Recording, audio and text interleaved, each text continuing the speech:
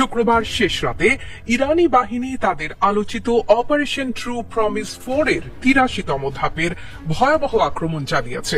আকাশ থেকে ধেয়ে আসছে ঝাঁকে ঝাঁকে ড্রোন আর প্রিসিশন মিসাইল। সাইরেনের আর্তনাদে প্রকম্পিত ইসরায়েল থেকে শুরু করে পারস্য উপসাগরের মার্কিন সামরিক ঘাঁটিগুলো। বিস্ফোরণের প্রচণ্ডতায় কেঁপে ওঠে ইসরায়েলের গুরুত্বপূর্ণ শহর আজদোদ। ইরানের অ্যারোস্পেস এবং নৌবাহিনীর সমন্বিত এই হামলায় আজদোদ শহরের তেল শোধনাগার এবং সামরিক অবস্থানগুলো আগুনের কুণ্ডলিতে পরিণত হয়। এছাড়া মাদাইন বসতিতে অবস্থানরত ইসরায়েলি দখলদার বাহিনীর ইউনিটগুলোর ওপর নিখুঁত নিশানায় আঘাত হানে ইরানি ড্রোন, যা পুরো প্রতিরক্ষা ব্যবস্থাকে মুহূর্তেই তছনছ করে দেয়।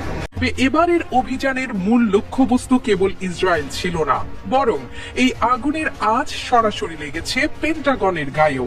ইরান বিবৃতিতে জানানো হয়েছে, আল ধাহফরা এবং আল উদেইদের মতো হাই প্রোফাইল মার্কিন সামরিক ঘাঁটিগুলোতে একের পর এক নির্ভুল ক্ষেপণাস্ত্র আঘাত এনেছে।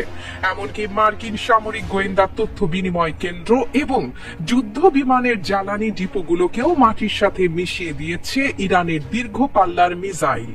সবচেয়ে বড় ধাক্কা এসেছে কুয়েতের আলী আল সালেম ঘাঁটিতে।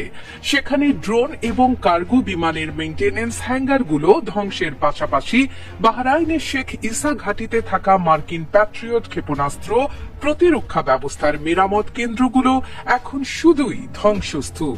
ইরানের দাবি অনুযায়ী এটি ছিল একটি পরিপূর্ণ সফল মিশন, যা মার্কিন সামরিক অহমিকা ধূলিসাৎ করে দিয়েছে। ইরানি সশস্ত্র বাহিনীর মুখপাত্র ব্রিগেডিয়ার জেনারেল আবুল ফজল শেকারচি সরাসরি রাষ্ট্রীয় টেলিভিশনে এসে মার্কিন বাহিনীকে কাগজে বাঘ বলে উপহাস করেন।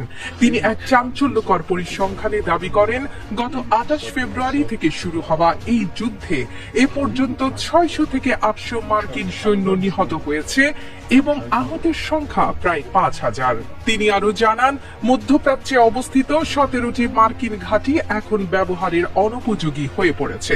এদিকে যুক্তরাষ্ট্রের প্রভাবশালী পত্রিকা নিউ ইয়র্ক টাইমসের এক প্রতিবেদনেও পরিস্থিতির ভয়াবহতা ফুটে উঠেছে। প্রতিবেদনে জানানো হয়েছে, ইরানের অব্যাহত হামলার মুখে মধ্যপ্রাচ্যের বড় বড় মার্কিন ঘাঁটিগুলো এখন বসবাসের অযোগ্য হয়ে পড়েছে। প্রাণ বাঁচাতে মার্কিন সেনারা এখন বিশাল সব ঘাঁটি ছেড়ে সাধারণ হোটেল বা অফিস বিল্ডিং এর মতো জায়গায় গিয়ে আত্মগোপন করছে। কুয়েত, কাতার, বাহরাইন এবং সৌদি আরব মার্কিন সামরিক পরিকাঠামোর যে ব্যাপক ক্ষতি হয়েছে তা যুক্তরাষ্ট্রের কমান্ড অ্যান্ড কন্ট্রোল সিস্টেমকে কার্যত অকেজো করে দিয়েছে। রাডার স্টেশন এবং যোগাযোগ ব্যবস্থা ধ্বংস হওয়ায় মার্কিন সেনারা এখন বিচ্ছিন্নভাবে কাজ করতে বাধ্য হচ্ছে। মধ্যপ্রাচ্যের এক সময়কার সুরক্ষিত ৪০,০০০ সৈন্যের শক্তিশালী ব্যুহ এখন খণ্ডবিখণ্ড। যুদ্ধ পরিস্থিতি এতটাই চরমে পৌঁছেছে যে অনেক মার্কিন সৈন্যকে মধ্যপ্রাচ্য থেকে সরিয়ে ইউরোপে পাঠিয়ে দেওয়া হয়েছে।